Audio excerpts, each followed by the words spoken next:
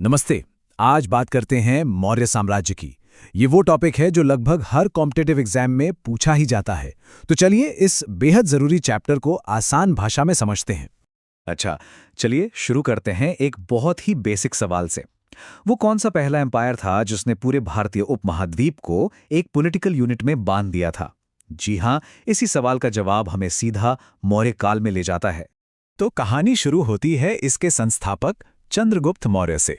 इन्होंने अपने गुरु चाणक्य के साथ मिलकर एक ऐसे साम्राज्य की नींव रखी जिसे हम आज भारत का पहला महान साम्राज्य कहते हैं। जरा इस टाइमलाइन पर एक नजर डालिए, कितनी तेजी से सब कुछ हुआ। 324 ईसा पूर्व में नंद वंश को हटाया और साम्राज्य की स्थापना की, और फिर 301 ईसा पूर्व तक में सिंहासन भी त्याग दिया। ये डेट्स और घटनाएं बहुत महत्वपूर्ण हैं, इन्हें याद रखना एग्जाम में बहुत काम आता है। 303 ईसा पूर्व में जो संधि हुई थी ना, वो बस एक समझौता नहीं था, बल्कि एक बहुत बड़ी स्ट्रेटेजिक जीत थी। काबुल, कंधार, हेरात, बलूचिस्तान, ये सारे इलाके मिलने से साम्राज्य की उत्तर पश्चिमी सीमा समझिए पूरी तरह से सिक्योर हो गई। और अब जरा इनकी ताकत का अंदाजा लगाइए। जो सोर्सेज हैं वो बताते हैं कि चंद्रगुप्त की सेना में करीब करीब 6,90,000 सैनिक थे। सोचिए उस जमाने में इतनी बड़ी सेना रखना कितनी बड़ी बात रही होगी।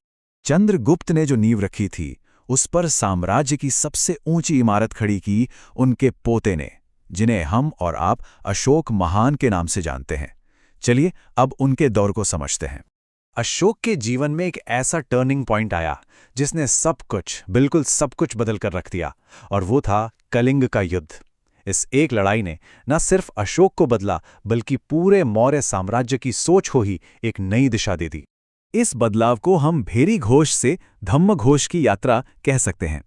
मतलब युद्ध के नगाड़ों की आवाज की जगह शांति और नैतिकता की आवाज ने ले ली। और ये कॉन्सेप्ट सीधा उनके चौथे मेजर रॉक एडिक्ट से हमें पता चलता है। अशोक ने धम्म को खूब बढ़ावा दिया। अब एक बात यहां साफ कर लें, ये कोई नया धर्म नहीं था, बिल्कुल नहीं। ये एक तरह का मॉरल कोड था, एक नैतिक कोड जो अहिंसा, सहिष्णुता और बड़ों के सम्मान की बात करता था। ये धम्म की नीति अशोक के लिए इतनी जरूरी थी कि उन्होंने इसके सिद्धांतों को पूरे साम्राज्य में चट्टानों और बड़े बड़े स्तंभों पर खुदवा दिया, ताकि ये संदेश हर इंसान तक पहुंचे और आने वाली सदियों तक कायम रहे। तो सवाल उठता है, भाई इतना बड़ा साम्राज्य आखिर चलता कैसे था? इसका जवाब छिपा है मौर्यों के एडमिनिस्ट्रेशन में। और हां, ये वो सेक्शन है जिससे एग्जाम्स में सीधे सीधे सवाल बनते हैं। देखिए, मौर्य प्रशासन की सबसे बड़ी खासियत थी कि ये हाईली सेंट्रलाइज था। मतलब पावर का सेंटर राजा होता था और उसके नीचे अधिकारियों की एक पूरी हायरार्की काम करती थी। इसकी पूरी जानकारी हमें कौटिल्य के अर्थशास्त्र जैसी किताबों से मिलती है। अब ये टेबल देखिए। समाहर्ता यानी रेवेन्यू डिपार्टमेंट का हेड, सन्निधाता यानी ट्रेजरर, ये नाम और उनके काम, इन्हें तो बिल्कुल याद कर लीजिए। मैच द फॉलोइंग वाले सवाल यहीं से बनते हैं। अशोक के ये जो शिलालेख थे, वे सिर्फ पत्थर के टुकड़े नहीं थे, वो उस जमाने के पब्लिक अनाउंसमेंट थे, एक तरह के सरकारी आदेश जो राजा की बात सीधे जनता तक पहुंचाते थे। इस टेबल में कुछ बहुत ही जरूरी शिलालेखों की बातें हैं, जैसे पहले में पशु बलि पर रोक, 7वें में सभी धर्मों के लिए सहिष्णुता, लेकिन सबसे ज्यादा इंपॉर्टेंट है 13वां शिलालेख, क्योंकि इसी में कलिंग युद्ध और अशोक के हृदय परिवर्तन का जिक्र मिलता है। कहते हैं ना, हर उठान के बाद एक ढलान आती है। अशोक के बाद इतना मजबूत मौर्य साम्राज्य आखिर कमजोर कैसे पड़ गया? चलिए इस पर जो अलग अलग थ्योरीज हैं उन पर एक नजर डालते हैं। देखिए, इसके पतन का कोई एक कारण नहीं था। ज्यादातर इतिहासकार मानते हैं कि कई चीजें एक साथ हुईं। अशोक के बाद कमजोर राजा आए, खजाना खाली होने लगा, और इतने बड़े सेंट्रलाइज्ड सिस्टम को संभालना मुश्किल होता गया। इन सब ने मिलकर साम्राज्य की नींव को कमजोर कर दिया।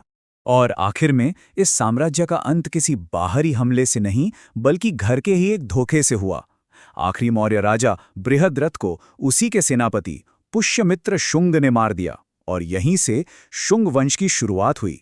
तो जाते जाते एक सवाल छोड़ जाते हैं, क्या किसी राजा की शांति की नीति ही उसके इतने बड़े साम्राज्य के पतन का कारण बन सकती है?